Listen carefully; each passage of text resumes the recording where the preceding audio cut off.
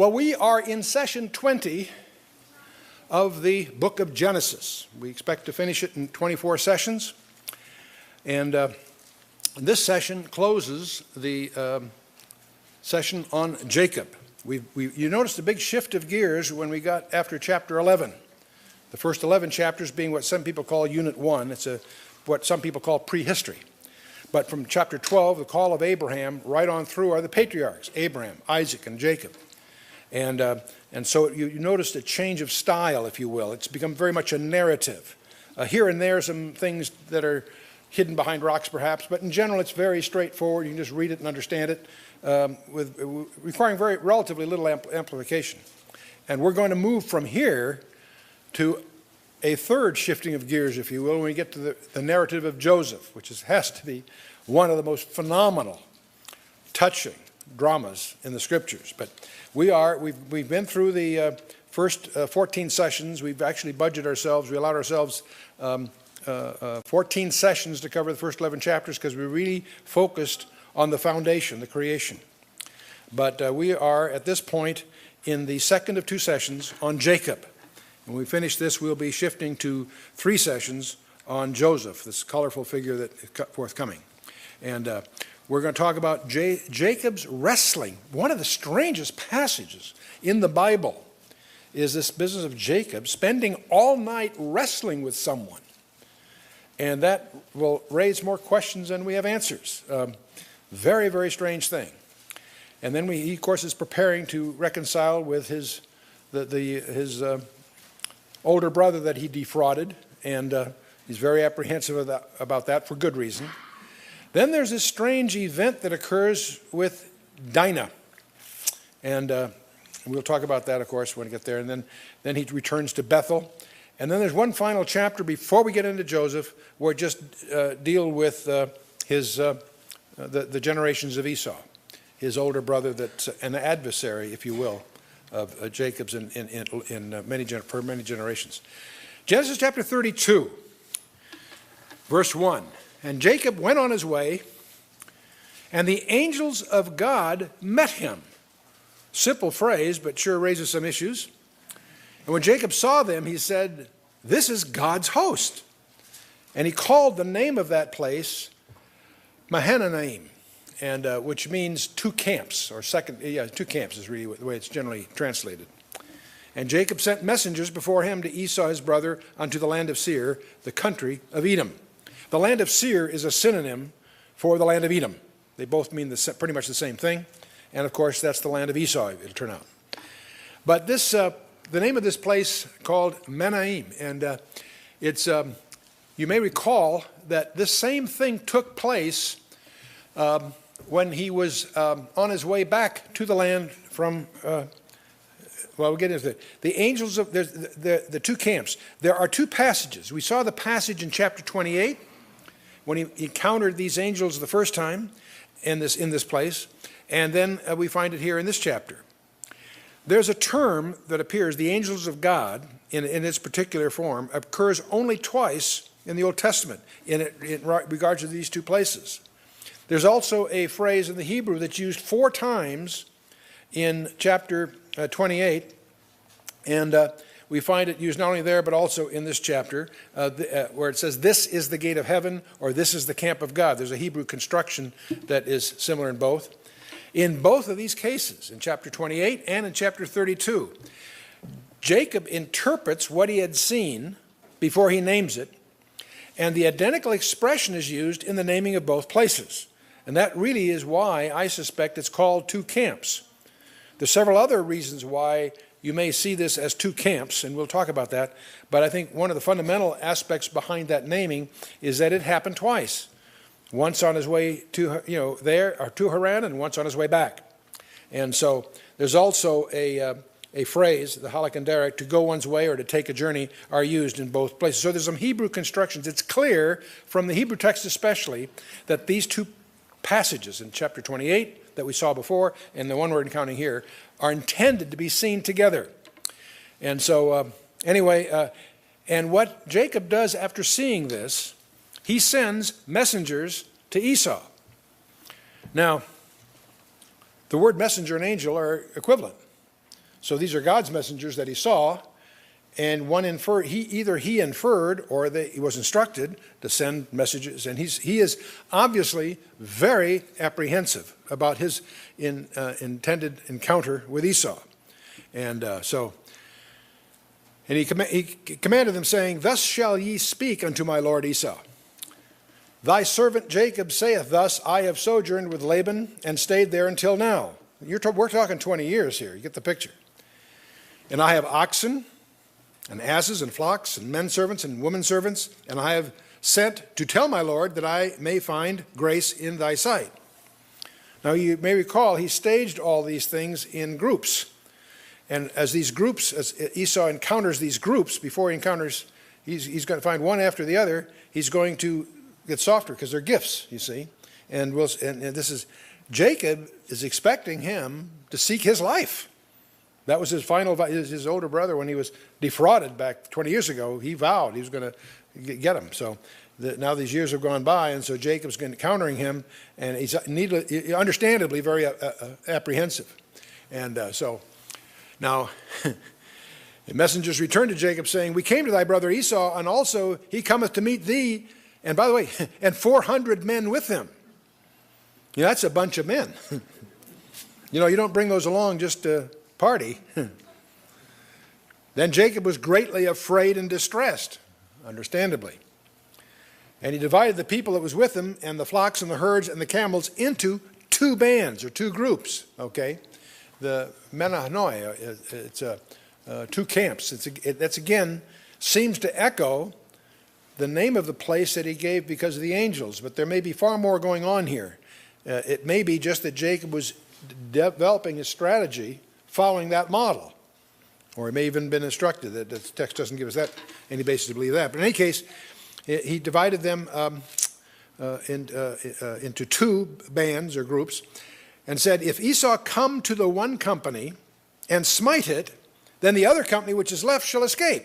So see, part of this is a defensive strategy. It's a defense in depth, in a sense, okay? And Jacob said, O God of my father Abraham. Now, he goes into a prayer, and his deep fear shows up in his prayer.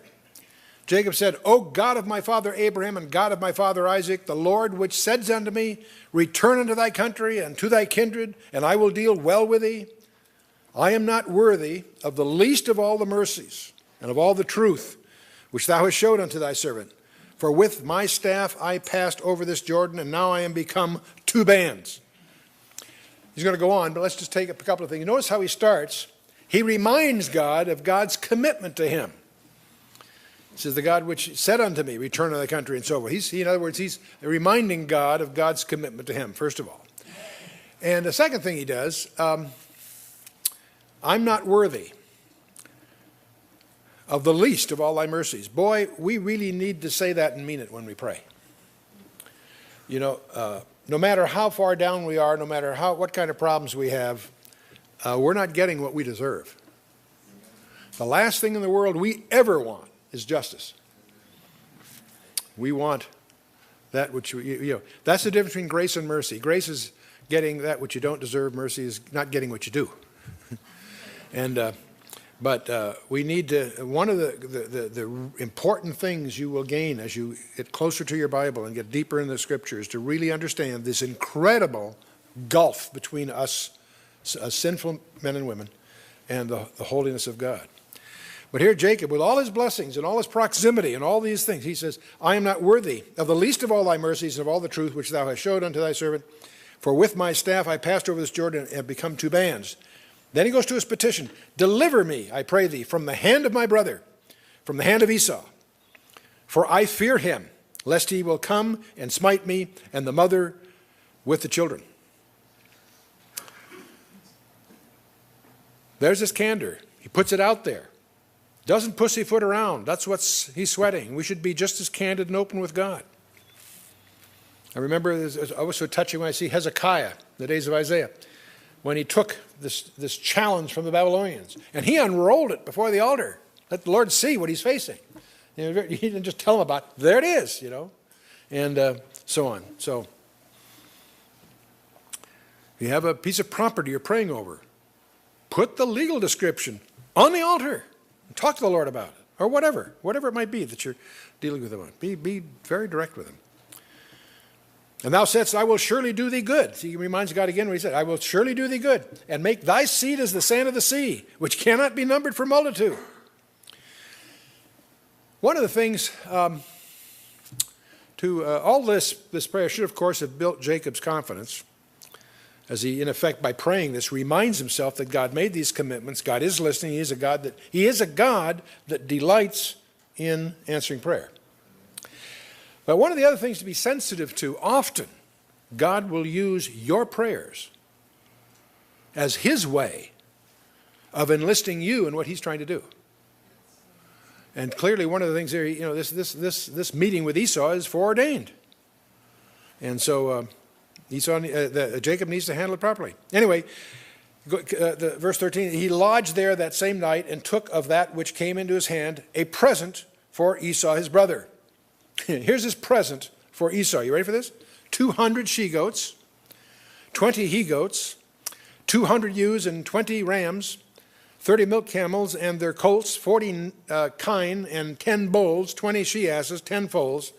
And he delivered them into the hand of his servants, every drove by themselves, and said unto his servants, pass over before me, and put a space betwixt drove and drove. He wants them, he doesn't want them all there at once. One after another in sequence, okay? And he commanded the foremost, saying, when Esau my brother meeteth thee, and asketh thee, saying, whose art thou? Whither goest thou? And whose are these before thee? Then thou shalt say, they be my servant Jacob's. It is a present sent unto my lord Esau, and behold, also he is behind us. So he's sending these out in advance. These are gifts. He's going to, Esau is intended to be stunned, because here are these magnificent assets. And whose are they? Well, it's for you. It's a gift from our boss, So that should work. And so commanded he the second and the third, and all that followed the drove, saying, on this manner shall ye speak unto Esau, when ye find him. And say ye moreover, behold, thy servant Jacob is behind us. For he said, I will appease them with the present that goeth before me, and afterward I will see his face. Peradventure he will accept of me. So Jacob has, he even after all this, isn't sure what kind of reaction he's going to get. He's pretty uptight, with some justification. But of course God is with him and has manifested himself to him and so forth. And he went, and he went the present over before him, and he himself lodged that night in the company. And he rose up that night, took his 2 wives and his 2 women servants and his 11 sons, and passed over the ford Jabbok. I'll come back to the brook in a minute. He took them and sent them over the brook, and sent over that he had. And he was left alone. Now this is okay. So this is all set up. He's put his wives and so forth in the order, in escalation order of the ones that he values the most. So Rachel and Joseph, and well, Benjamin isn't born yet, but are the last. He puts he sort of reminds me, once we were getting on a plane, and how they always do. They talk about if there's a sudden change in cabin pressure, that your mask will drop off for so forth. You've all heard that if you've been flying, right? And says, now if you're with a small child, you should put on yours first, and then the child's. And this one gal says, if you're traveling with 2 children, now's a good time to figure out which one you love the most. And of course, I couldn't believe my ears, She was, of course, just kidding, but they don't generally do much kidding. But anyway, that was sort of what Jacob did. He put the ones he loved the most last. But he arranges all this, but then he's set them all over the brook. He's there alone. And the scripture doesn't tell us much about what happened, but that which it tells us is very provocative. Jacob was left alone, and there wrestled a man with him until the breaking of day, or till the ascending of the morning, is what it actually says in the Hebrew. And now it says there was a man there. Now you and I could speculate all kinds of things, except let me tell you, let's look ahead. In the book of Hosea, it is called an angel by Hosea in the scripture, in the Holy Scripture. And also, Jacob, when you get down to verse 30, forthcoming, he calls this person God. So most scholars recognize, you can't escape the fact that this is a person that is God. And one of the glib ways to talk about it, it's a pre-incarnate experience of Jesus Christ. Okay, and he goes to ask him what's his name. He's going to get a very evasive kind of answer, and I'll come back to that. We'll take that when we get there. But he's wrestling with him, and this is not a brief little encounter. All night long, until morning, when the one he's wrestling with begs for him to let go because he's got other things to do. Okay.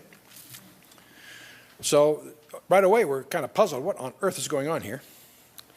And notice, and when he saw that he prevailed not against him, that is, his adversary isn't losing, the adversary apparently resorts into a supernatural gesture. He touches the hollow of his thigh, and the hollow of Jacob's thigh was out of joint as he wrestled with him. In other words, the one he's wrestling with him apparently has to resort to putting his leg, his hip out of joint, from which he will limp the rest of his life. This isn't something that's going to heal over a few days, And then it goes on in verse 26, and he said, "Let me go." Who said, "Let me go"? Jacob? No, his adversary. "Let me go, for the day breaketh." And he said, "I will not let thee go, except thou bless me." This guy Jacob is a character. We recognize him as a, kind of a pushy, conniving swindler. He swindles his elder brother out of the birthright. He, he defrauds his older brother of the patriarchal blessing by taking advantage of his father who's blind. He pulls that whole stunt we saw. Jacob's a character. In a sense, he meets his match in his uncle Laban and spends 20 years getting defrauded step by step by Laban. So that's probably poetic justice in a sense. But here's this guy. You get sort of a namby-pamby view of him in the early chapters because, Esau's the man of the field and, Jacob's the guy of the tent. He's sort of a, mama's boy or something. Hey, this guy, now here he encounters this person. I have no idea what he thought he was doing in the beginning of it, but certainly before it's over, he recognizes who he's got that he's wrestling with. And he's wrestling with him in which his adversary cripples him, says, "Let go, I've got business, we both have other things to do." He could be saying, in effect, to Jacob, "Hey, buddy, the morning's coming, you've got Esau to face." In other words, they both have reason to break it off, right? But his adversary says, "Let me go, for the morning ascends. And I'll not let you go except you bless me." What on earth's going on here? Well, first of all, Jacob's the guy that stole the blessing from his elder brother, right? So part of what he in effect may be asking for here is to legitimize the blessing that he stole. Because clearly God had declared to the mother, among others, that he would be the blessed one. That's why she felt apparently justified in taking matters in her own hands. God doesn't need our help. We usually mess it up when we try to help him. But in any case, he was destined to have the blessing. So part of what Jacob may be doing here is to get that sanction, to get that, let's sign on the dotted line kind of thing, okay? But in any case, his adversary says to him, "What is thy name?" And he said, "Jacob." Now, when God asks a question, he's not looking for new information. He's trying to call your attention to where you're at, okay? When God goes through the Garden of Eden, says, "Adam, where art thou?" He's not hunting for him. He knows where he is. He's asking you to take stock of where you are. Boy, we need to do that. We could make a whole sermon on that. Where art thou? Where are we? When you meet a good Christian friend, hey, where are you? What's the Lord doing in your life? And we wince a little bit. Do we tell him the truth or shine on, No, really. What is thy name? He's asking him to remember who, and he says, my name is Heel Catcher. Okay? My name, I'm the supplanter, right? And from Genesis 25, you remember all that, okay? And so he said, thy name shall be called no more Jacob, but Israel. For as a prince hast thou power with God and with men, and hast prevailed. Jacob is not a namby-pamby mother's boy. He apparently was a tough, within some kind of constraints here, obviously, but nevertheless, he acquitted himself rather, what shall I say, aggressively. You shall no longer be called Jacob, but Israel. This is where Jacob's name is changed. So that raises a whole question, is what does Israel mean, okay? And most people would say that it means, well, they have a number of different translations, but the name is either prince or El, or a wrestler with God. It really means a wrestler with God. It can be translated, he that striveth with God, or he who perseveres with God. And the word may be associated with a root sar, which means prince, which is a link implied here, because it shall be called no more Jacob but Israel, for as a prince thou hast power with God. So both ideas are embodied in the amplifying sentence which continues. But it may surprise you that the name Israel can be defended as translated as a princely wrestler with God. It certainly affects here. Here's Jacob, who's clearly a prince because he's one of the patriarchs. He's been sanctioned to be the line from which the Messiah will come. He certainly has prevailed. He's wrestled with God, and even though that may puzzle us to try to visualize, that's clearly what the text says. But it fascinates me to stand back and watch today, because here's Israel still wrestling with God. They're still not really buying the Torah. They've got this whole Talmudic thing they do, There's a whole issue. And in fact, when you read Hosea 5:15 and other passages, you need to understand what the tribulation is all about. We all know that there's a 7-year period that both the New Testament and Old Testament really nails down. It's the most documented period of time in the Bible, both Old and New Testament. And the last half of that, Jesus himself labels as the Great Tribulation. And the purpose of that is to drive Israel to the wall. And the climax of that will be that Israel will acknowledge their offense. In their affliction, they will seek me earnestly. That's Hosea 5:15. And Jesus himself, in Hosea, in the Old Testament, says, I will return to my place, that must have meant he left it, until they acknowledge their offense. In their affliction, they will seek me earnestly. See, anyone that thinks that the church goes through the tribulation has 2 pieces of homework to do. They need to understand what the church really is. Most people who are a little mixed up on eschatology, it's not a question of eschatology, which is a study of the last time, it's a study of ecclesiology, to really understand the mystical nature of the church and how it's in juxtaposition or separate from Israel. And the second problem, you need to understand, you need to do a study of the tribulation, what it is, what its objectives are, how it's bounded, what starts it, what ends it, so forth. And so you'll discover in your own study, don't take my word for it, that's breaking the rules. You know what? Let me remind you, Acts 17:11 goes to the top of your notepad. That's where Luke tells you don't believe anything Chuck Missler tells you, but receive the word with all openness of mind and search the scriptures daily to prove whether those things be so. But in any case, it's an interesting parallel that the name of Israel, which was gained at this wrestling here, will prophetically, perhaps, at least in a broader strategic sense, reflect in advance the wrestling that this nation is going to endure before the second coming. In fact, it's a prerequisite condition of the second coming. There's no prerequisite conditions for the rapture. It'll catch us all by surprise. But the second coming in power and glory will come in a very specific timetable that's been laid out. So anyway, he says, your name shall no more be called Jacob, but Israel. I want to mention something else. I think I make the point of it a little later anyway, but so I don't miss it. I want you to notice something else. All through the Bible, there are occasions where people's names are changed. Abram became Abraham. Sarai became Sarah, right? Saul of Tarsus became Paul, and so on.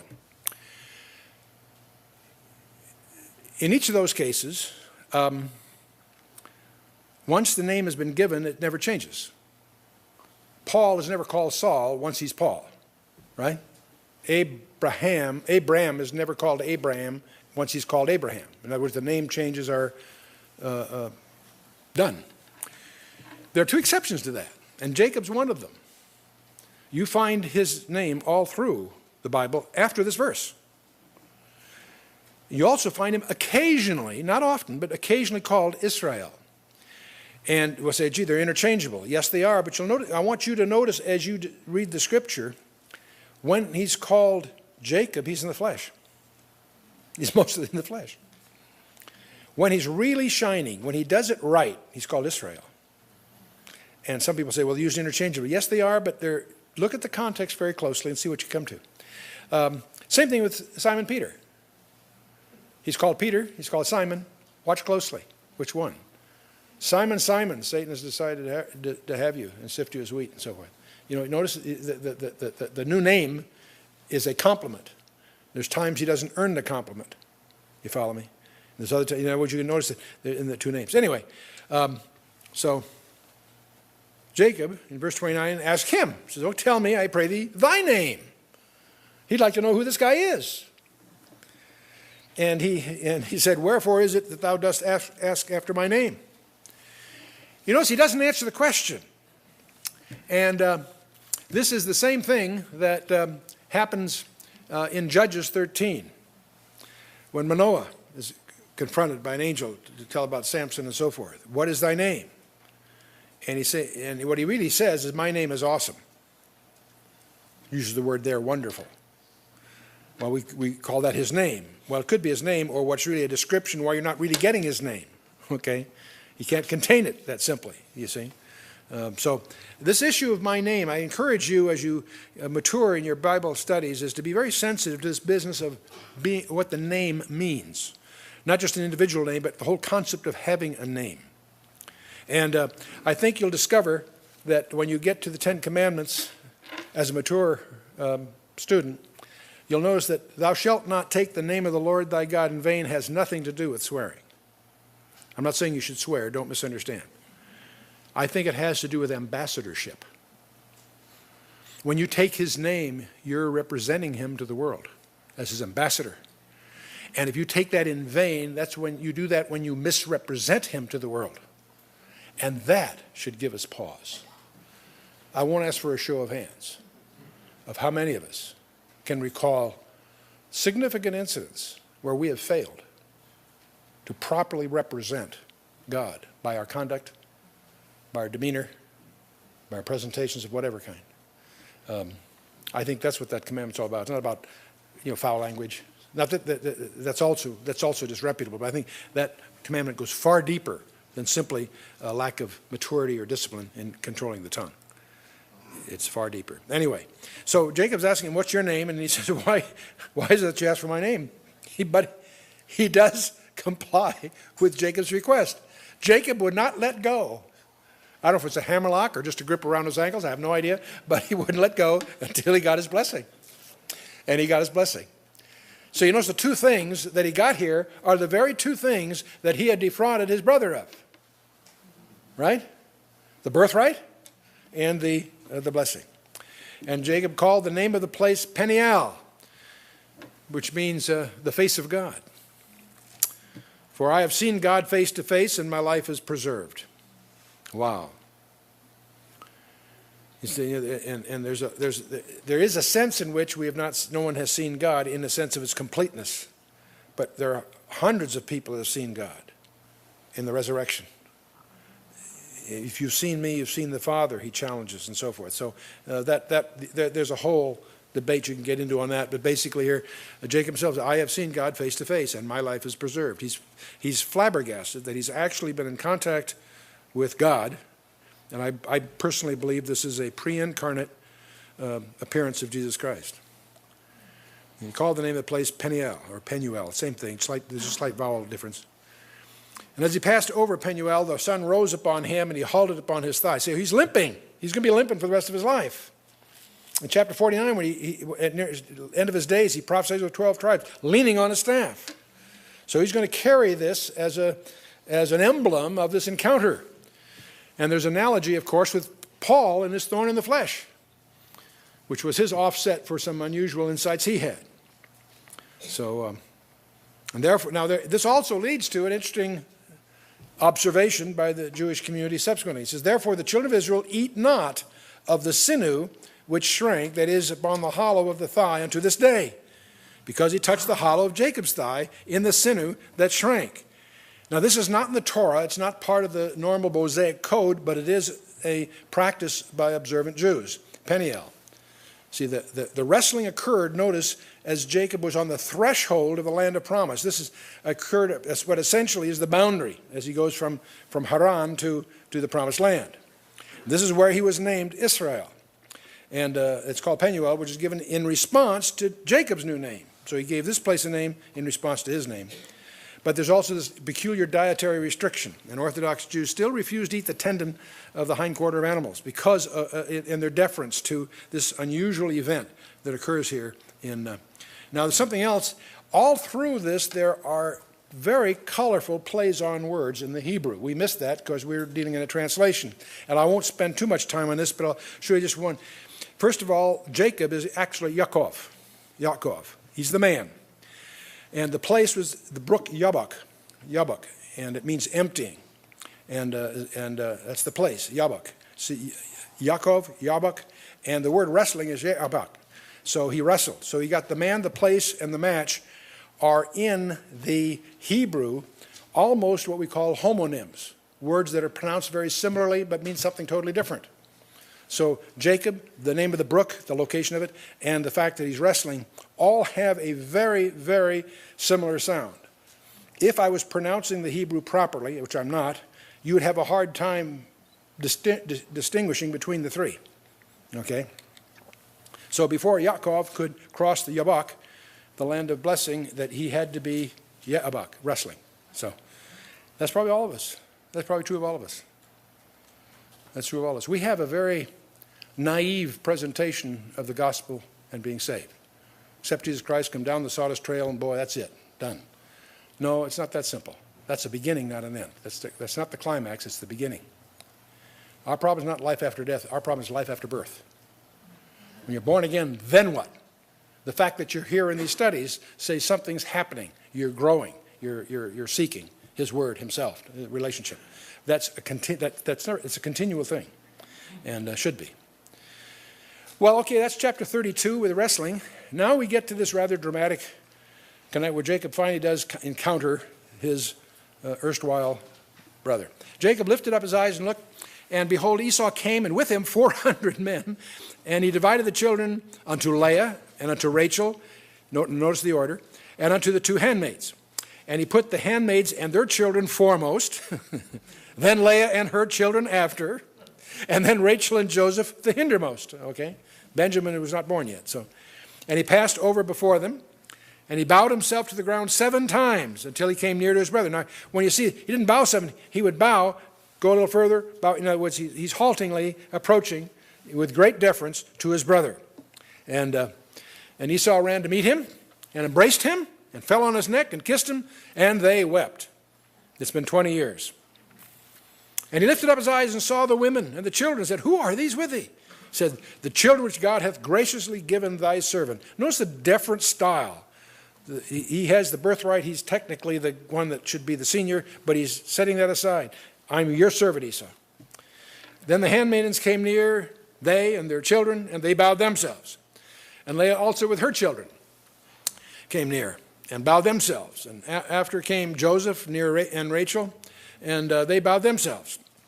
And he said, What meanest thou by all this drove which I met? He says, These are to find grace in the sight of my Lord. And Esau said, I have enough, my brother. Keep that thou hast unto thyself. He doesn't want this gift. Now, you and I think that's gracious. We don't understand the tribal customs. it was essential that Jacob get Esau to accept this gift, because that gift was regarded as a covenant of friendship, and he couldn't accept that gift and hold any grudges. That's the way it worked. You know, there's a cleanliness to that kind of thing. No messing around here. Jacob said, "Nay, I pray thee, if now I have found grace in thy sight, then receive my present at my hand, for therefore I have seen thy face as though I had seen the face of God, and thou wast pleased with me. Take, I pray thee, my blessing that is brought to thee, because God hath dealt graciously with me, and because I have enough." And he urged him, and here are 4 key words, and he took it. When that happens, if you understand the dynamics, that's when you breathe a sigh of relief. Because up till now it could be a facade. Up till now it could still be some kind of back plot going on here. And he said, "Let us make our journey and let us go, and I will go before thee." So Esau is not only accepting the gift, he's willing to travel along with him. Well, Jacob's smarter than that too. He wants them to take the gift, but he wants to go separate ways, because he probably has enough instinct here to realize that this amicability may be perishable, and indeed it will be. He said, "And my Lord knoweth that the children are tender, and the flocks and herds are young that are with me. And if men should overdrive them, one day all the flock will die. Let my Lord, I pray thee, pass over before his servant, and I will lead on softly, according as the cattle that goeth before me, and the children be able to endure, until I come unto my Lord, unto Seir." Now, apparently, Esau is on his way to Seir, which is east of the Jordan and south. And Jacob is really going to go west, okay? So Esau said, "Let me now leave with thee some of the folk that are with me." Okay, if I don't go with you, let me leave you some of my brigands. Said, "What needeth it? Let me find grace in the sight of the Lord." And Esau returned that day on his way unto Seir. And Jacob journeyed unto Succoth, and built him a house, and made booths for his cattle, and therefore the name of the place is called Succoth, which means booths. And so, and it's called here Succoth by anticipation. It's named Succoth because Jacob lived there for quite a while in these. He apparently, I forget the exact numbers, I think he's there for maybe 20 years. This wasn't a little casual stopover. And probably a big mistake, because he's going to get nothing, because he's not following God's instructions. He was supposed to be heading down to Beersheba.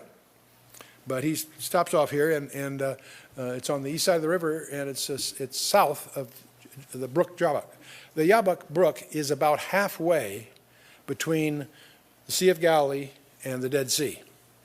And it's on the east side of the Jordan, to give you a rough feeling for this. And he of course, is traveling westward here. And Jacob came to Shalem, the city of Shechem, which is in the land of Canaan, when he came from Padan Aram, and pitched his tent before the city. And he bought a parcel of field where he had spread his tent at the hand of the children of Hamor, Shechem's father, for 100 pieces of money. And pieces, these are actually, the Hebrew there is lambs. Either they were equivalent to the price of a lamb, or some scholars suspect that they had a lamb emblemed as a symbol on the coin. There's different scholastic speculations what difference does it make. And he erected there an altar and called it El Elohe Israel, God, the God of Israel. And so he erected an altar. So, by the way, another point I want to make so I don't forget it. As you study the life of Jacob, the wrestling with the angel and the new name is probably the pinnacle of his career. From this point on, he operates in some respect. He's not free of mistakes. He makes some very serious ones. But he's regarded by most scholars as that's a whole new aspect of his life. And so let's move to Genesis 34. We have a rather sordid tale here that occurs, and it wouldn't have occurred if he hadn't stopped in that region near Shechem. Dinah, the daughter of Leah, which she bare unto Jacob, went out to see the daughters of the land. Weren't supposed to do that, by the way. They're supposed to stay separate. But she mixes with the Canaanite gals. And when Shechem, whose the name is the son of Hamor the Hivite, prince of the country, saw her, he took her and lay with her and defiled her. And the word in the Hebrew, the lakach, is took forcibly. It implies that an irresistible force was used. And the word ana, defiled, is clear that this is what you and I would call rape. And so this, in this culture, when a woman was debased in this sort of way, it left her with no expectancy of having any kind of valid marriage. This was, in that culture, fatal for her. But even though he raped her, he says his soul clave unto Dinah, the daughter of Jacob, and he loved the damsel and spake kindly unto the damsel. And so to her heart, he really, by the way, something you won't probably find in your study Bible, but the word Hamor, his father's name is ass. It's the Canaanite word for ass. And now this is a very striking proof of different ideas. You and I would regard that as a derogatory label. In that culture, it was not, because that was a prized asset, if you will. No pun intended. It was what was associated with that animal was, it was sprightly, well proportioned, and speaks of great activity. So it's not a derogatory label as we might infer. And so anyway, Shechem spake unto his father Hamor and said, give me this damsel to wife. And Jacob heard that he had defiled Dinah his daughter. Now his sons were with his cattle in the field, and Jacob held his peace until they were come. And Hamor the father of Shechem went out unto Jacob to commune with him. And the sons of Jacob came out of the field when they heard it. And the men were grieved. They were very wroth, because he had wrought folly in Israel in lying with Jacob's daughter, which thing ought not to be done. Now there's no argument so far. I think all of us would agree that this was inappropriate on his behalf. It is a tragedy, but that it's a pebble that causes a landslide, as we'll see, certainly. He wrought folly in Israel. This is the first place in the Bible where that term occurs as a label of the nation. And it's doing it anticipatorily, in a sense, because the nation isn't really born until Exodus. But it's an interesting phrase here, folly in Israel, in line with Jacob's daughter. And Hamor communed with him, saying, the soul of my son Shechem longeth for your daughter. I pray you give him to wife. And make ye marriages with us, and give your daughters unto us, and take our daughters unto you. And ye shall dwell with us, and the land shall be before you. Dwell, and trade ye therein, and get you possessions therein. Sounds like a good proposal, doesn't it? What he may not have realized is there was a strategy behind this, as you'll see, to take over their land. That is, Israel's land. But anyway, Shechem said unto her father and to her brethren, let me find grace in your eyes, and what ye shall say unto me, I will give. Ask me never so much dowry and gift, and I will give according as ye shall say unto me, but give me the damsel to wife. He's giving him a blank check. Say what you will for dowry. I want her to wife. Now the sons of Jacob, and there's going to be specifically two sons of Jacob. Sons of Jacob answered Shechem and Hamor his father deceitfully, and said, because he hath defiled Dinah their sister. And they said unto them, we cannot do this thing to give our sister to one that is uncircumcised, for that were a reproach unto us.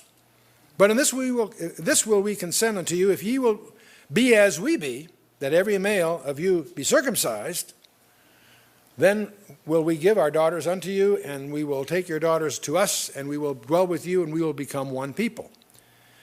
Now they could try to sell this idea, because that was presumably the covenant relationship in which circumcision was ordained. But in any case, but if ye will not hearken unto us to be circumcised, then will we take our daughter, and we will be gone. And the words pleased Hamor and Shechem, Hamor's son. And the young man deferred not to do the thing, because he had delight in Jacob's daughter, and he was more honorable than all the house of his father.